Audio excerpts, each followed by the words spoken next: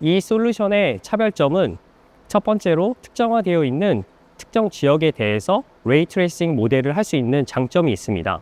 그리고 두 번째로 채널 모델링에 대해서 쉽게 모델링을 할 수 있는 장점이 있습니다.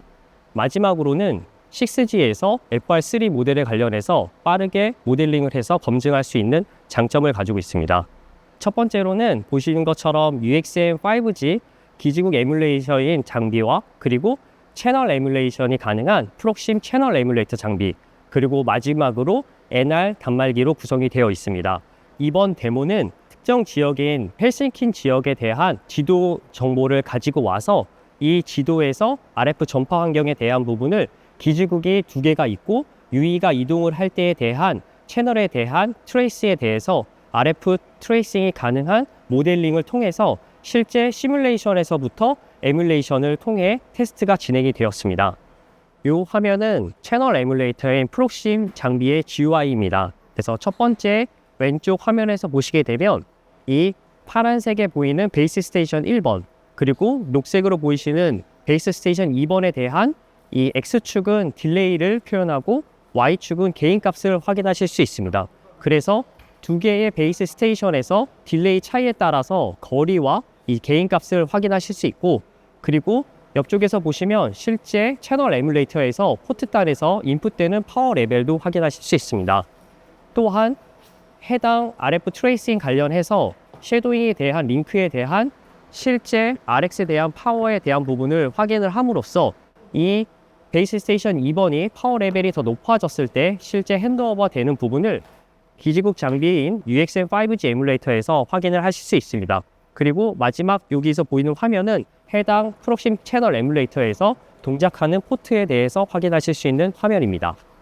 보시는 화면은 UXM5G인 기지국 에뮬레이터의 GUI 화면입니다. 첫 번째 보시면 N1에서 기지국 1번에 대한 셀이 지금 연결이 돼서 스루풋을 매저하는 부분을 확인하실 수 있습니다.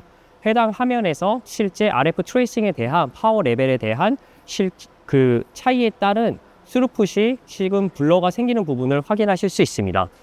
레이 트레이싱에서 파워 레벨의 변화에 따른 두 번째 셀이 실제 유의가 이동함에 따라서 아이들로 바뀌고, 그 다음에 첫 번째 셀에서 연결이 된 이후에 그 이후에 첫 번째 셀과 유의의 움직임이 두 번째 기지국과 가까워지게 되면 기지국 에뮬레이터에서 유의가 핸드오버를 진행을 함으로써 두 번째 셀에 이제 커넥트가 되고 안정적으로 스루풋을 특정하는 부분을 확인하실 수 있습니다.